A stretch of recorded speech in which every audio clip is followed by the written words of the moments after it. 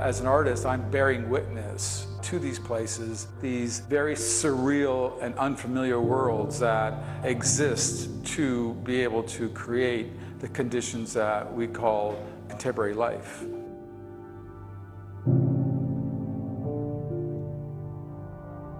Extractive industries like mining, quarries, deforestation. I'm trying to capture them within single frames and also now within motion picture.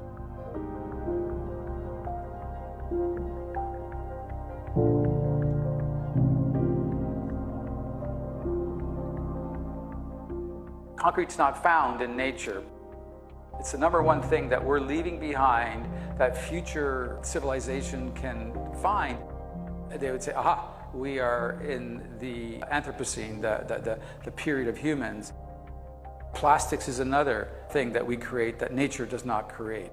But we've also done positive stories. Some of the purest and most biodiverse coral in the whole world off of Komodo Island in Indonesia. Also looked at some of the diversity in the forests in Canada.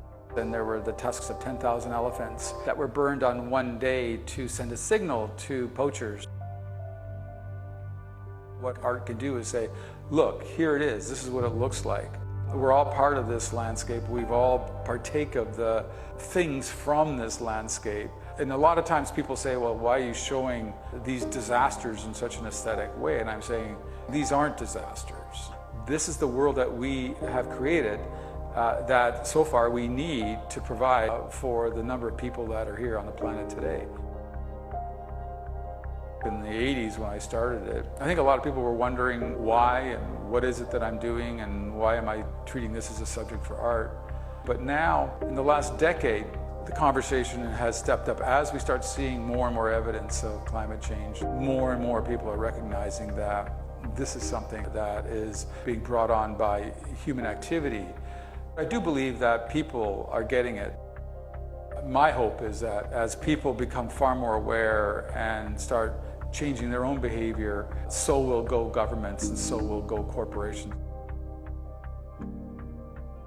I don't see myself as an environmentalist.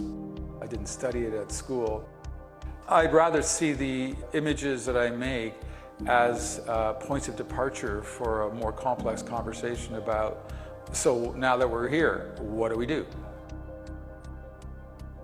It's a different way to engage with the problem without saying you're good and you're bad, but it's like, but we're all in this together.